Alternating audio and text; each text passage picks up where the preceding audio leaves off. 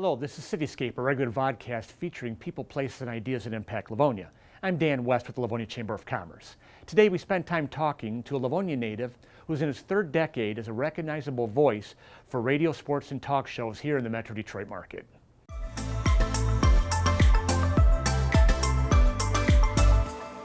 Veteran radio personality Sean Baligian grew up in Livonia. After graduating from Stevenson High School, he studied at Schoolcraft College, Eastern Michigan University, and Specs Howard Broadcasting School.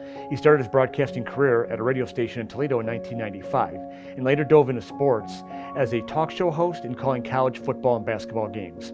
He came home to the Detroit market in 1998 to call college hockey games on WJR, and then moved to sports talk radio station WDFN as a regular show host. From there, Sean's career involved covering hockey for Michigan high schools to the National Hockey League, TV sports analyst for Fox 2, becoming a Heisman Trophy voter, and hosting sports talk shows for several radio stations across the state. Today, the father of two continues to multitask in his work duties with news and sports talk on shows at WJR, currently with Paul W. Smith, and broadcasting Wayne State University football games and working for the TV high school sports show State Champs. It is great that he can find time out of his busy schedule to join us. Sean, thank you for joining us. Nice to see you again, Dan. How are you, buddy? Not bad, not bad. Glad you found some time, man, because reading your resume, you're awfully busy. So. Yeah, you know what?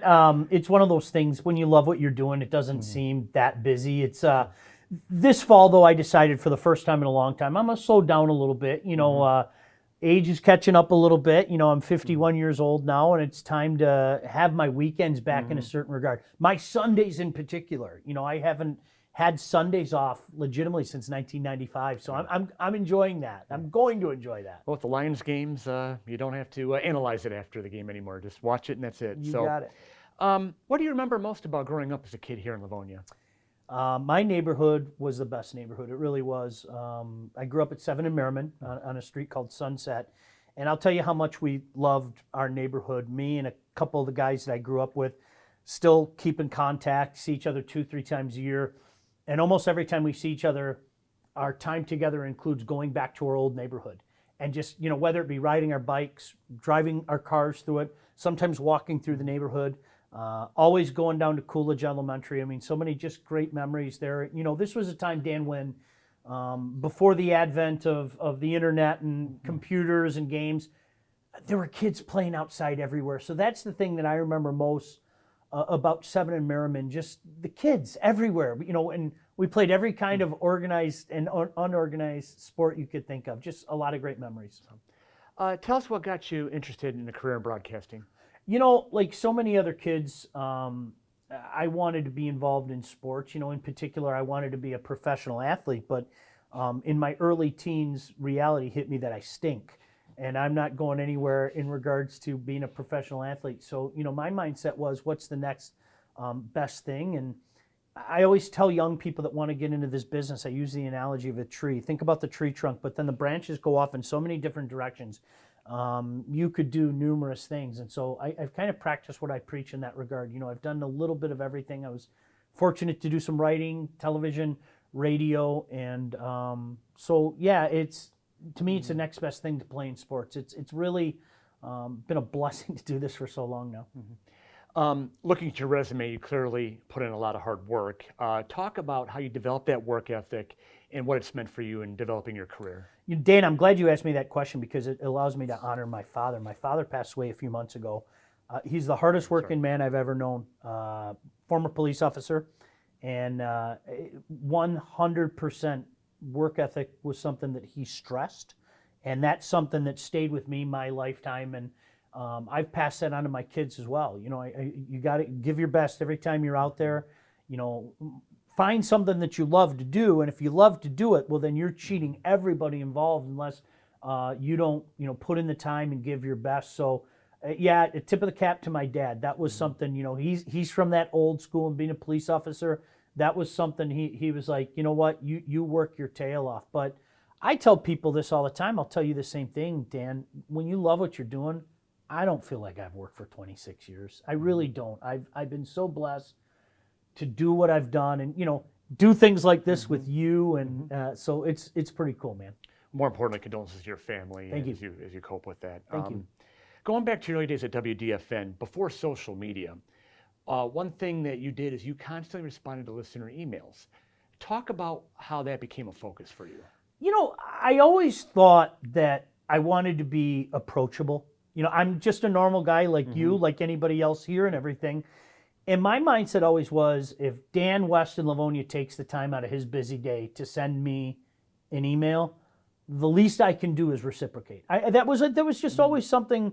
And it's interesting that you bring up the social media aspect, because the one thing that I've noticed since the advent of Twitter and Facebook and things like that, you have less of even that email interaction. And more often than not, we could disagree in an email, but we would disagree civilly. Now everybody wants to show how cool they are and how internet tough guy they are and everything. And I'm not the biggest fan of social media. I look at it, it's a necessary evil for me and something that I have to do because it's my job, but I'm not a fan of it because of that. I always liked having one-on-one conversations, and even if it was somebody that didn't like you or didn't like your stance on something, more often than not, you could walk away at least having a civil conversation. And those days, sadly, that doesn't happen much any longer. Well, social media, you write for the likes and the audience, as opposed to an 100%. Email is more of a one-on-one relationship building. Yeah, effort. it was always personal, and you know, it made a lot of great, I guess you could say, pen pals. You know, over the years, we would just exchange emails and, you know, hey, how's the family? And guys that you hadn't heard from and everything. But slowly that went away. And, you know, now, boy, I don't know about you.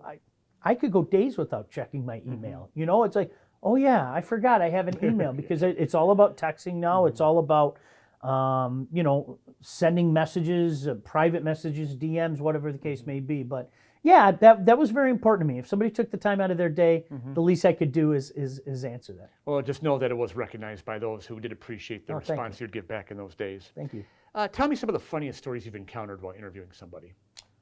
You know, Mike Babcock, there was one time that Mike Babcock came on with us, of course, the former Red Wings head coach, and he was in the midst of a hunt. And it was funny because we were in the break, and he called during the break, and he said, you know, Sean, I'm sorry, I totally forgot that we were supposed to do this interview. And I was like, Coach, you can reschedule it. It's no big deal. And he was like, no, let's do it.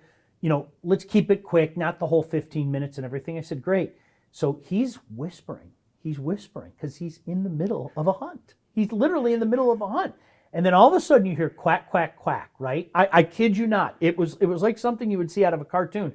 You hear all these ducks, and he was like, all right, we'll catch up soon. Bye, click. So my guess is, I don't know this definitively, but my guess is it was a successful hunt. But it was funny. I was working with my old partner, Tom Kowalski, and there was like this moment of silence, and we just burst into laughter. You know, just live radio, ladies and gentlemen. You know, so that's one that definitely sticks in my mind. And you know, sometimes you get guys mad at you, and you know, you've had some guys hang up on you and stuff like that. But more often than not, Detroit's been really blessed to have a lot of classy athletes. And much like we were talking about earlier, you can disagree on things, but at the end of the day, you know, it's civil and everything. So we've been really blessed to have a bunch of athletes like that come through our town. So, well, Sean, I thank you for your time. I appreciate coming out and spending some time with us. It's Always great a pleasure, to hear your story. buddy. And many, many more good years, and we'll listen for you on the Paul W. Smith Show on WJR. Thanks a lot. Best to you, Dan. So that's all the time we have for this episode. We'll see you next time here on CityScape.